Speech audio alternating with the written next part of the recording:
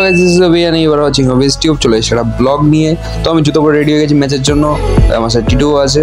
তো এখন ঠিক দুপুর 3টে বাজে। তো আমরা লাঞ্চ করে বেরাচ্ছি বাড়ি থেকে। জানি না ম্যাচের কী হবে, কারণ কি আমাদের অনেকদিন প্র্যাকটিস নেই ক্রিকেটের। I10-এ দৌড়ে বলে খেলা। তো দেখা যাক কি কতদূর কী করতে পারি আমরা। আমাদের আজকে জেতার আশা নেই সেরকম ছেলেগুলোদের মধ্যে। তো আমি স্কুটি চালাচ্ছি, টিটু বসে আছে ক্যামেরা নিয়ে।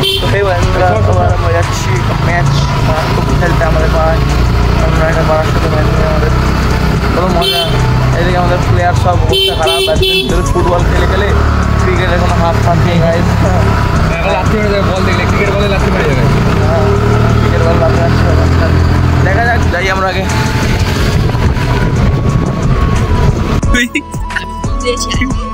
বাজে কথা বলছি না, কিন্তু আজকে তোমরা বুঝে নাও। আজকে ঠিক আছে, বল এবার কি বলছিলি বল।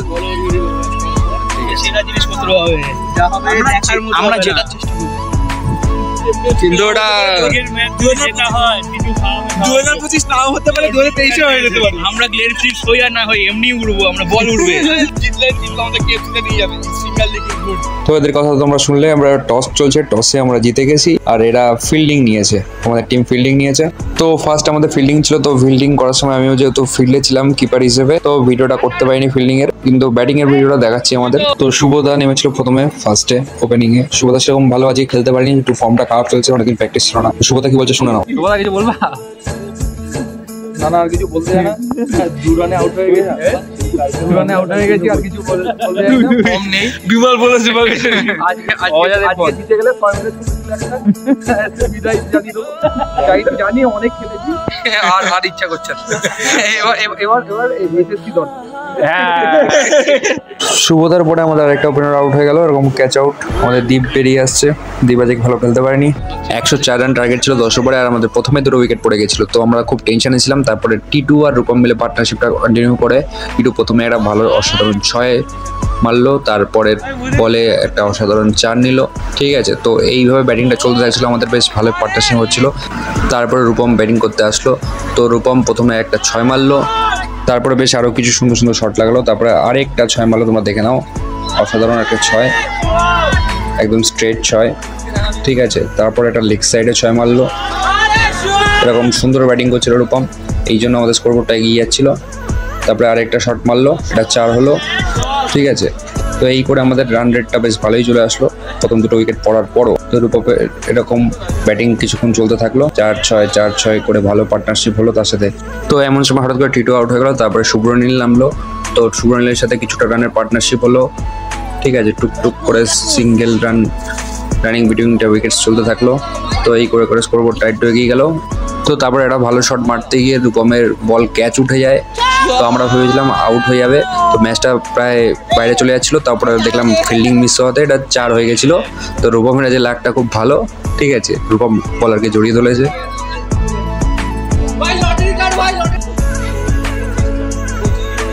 তো এরপরে শুভ্রনীল ব্যাটিং করে কিছু রান করলো। তো আমাদের স্কোরবোর্ডটা বেশ ভালোই হয়ে গেছে, প্রায় 80 রানের কাছাকাছি হয়ে গেছিলো আমাদের। এক্স্যাক্ট স্কোরটা মনে নেই। ঠিক আছে, তো তারপরে এরকম শট চলছিল, রানিং বিটুইন দ্য উইকেটস চলছিল, ভালোই বেশ ম্যাচটা কন্ট্রোলে চলে এসেছিলো। তো তারপর রূপম আবার নিজের পাওয়ার রাইডিং শুরু করলো। তারপরে একটা অসাধারণ 6 মারলো আবার, দেখে নাও তোমরা, অসাধারণ শর্ট পিচ বলে 6 মেরেছে। তো রান প্রায় আমরা চেস করেই ফেলেছিলাম। তো এমন সময় একটা জিনিস হলো, নো বল হলো। ঠিক আছে, নো বলে রান নিতে গিয়ে আমাদের মিস কোঅর্ডিনেশনের জন্য শুভ্রনীল আউট হয়ে গেল। একটা আনফর্চুনেট আউট। তো কী করা যাবে, এতে একটু শুভ্রনীল রেগে গেছিলো। তো আমি যেমন কথা বলেছিলাম যে মিনি ব্লগে যে ব্লগটা শুরু হয়েছে সেটা আমি বড় ব্লগ দিয়ে এন্ড করবো। তো আমি নিজের কথা রেখেছি। তোমরা চ্যানেলে নতুন হলে চ্যানেলটা সাবস্ক্রাইব করে পাশে থাকা বেল আইকনটি প্রেস করে দেবে, আর ভিডিওটাতে একটা লাইক করে দেবে। ঠিক আছে, তো তোমরা দেখতে থাকো ম্যাচে কী হলো। যাই হোক, তো তারপরেও ম্যাচটা কন্টিনিউ চলতে থাকলো। শুভ্রনীল একটু রেগেছিলো যেহেতু একটু বাজে আউট হয়ে গেছে। তো ম্যাচের ঠিক পরের বলটাতেই আবার একটা জিনিস হয়ে যাবে যে রূপম একটা শট মারবে, রান নিতে গিয়ে একটা ডাইরেক্ট হিট লেগে যাবে আর রূপম রান আউট হয়ে যাবে। তোমরা দেখে নাও স্লো মোশনে, ডাইরেক্ট হিটটা লাগাতে রূপম রান আউট হয়ে যাবে। তো আমাদের নতুন ব্যাটসম্যানকে নামতে হবে। তো রূপম এভাবে আউট হয়ে গেল। তারপরে আমাদের আরেকটা ব্যাটসম্যান বিট্টু নেমে যাচ্ছে, দেখা যাক ম্যাচের এন্ডিংটা কেমন হয়, আমরা জিতবো কি জিতবো না।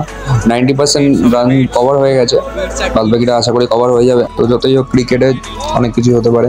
তারপরে সুপ্রতিম এখন ব্যাট করছে, সুপ্রতিম একটা সুন্দর 6 মারলো, তারপরে প্রায় রান চলেই এসেছিল, 2 রান বাকি ছিল লাস্টে।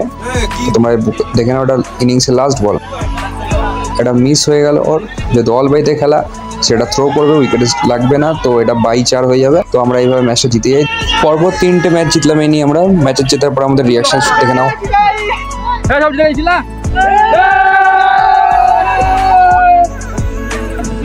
তো আজকের ম্যাচ আর ব্লগটা এইটুখানি ছিল। তোমরা চ্যানেলে নতুন হলে চ্যানেল সাবস্ক্রাইব করে দিও, অনেকবার বলেছি তাও আবার বলে দিলাম। তো ভিডিওটা ভালো লাগলে লাইক করে দিও, অবশ্যই কমেন্ট করে জানিও, আর কিরকম ব্লগ দেখতে চাও সেরকম আমাকে জানাতে পারো। তো আমি একটু বাড়ির দিকে যাচ্ছি, ঠিক আছে, স্কুটি করে। তো রাত্রি হয়ে গেছে, প্রায় 6টা 6:30 বেজে গেছে ম্যাচ শেষ হতে। তো আমরা বাড়ি যাচ্ছি এখন। লাইক সাবস্ক্রাইব করে দিও। মাঝে মাঝে তব দেখা পাই।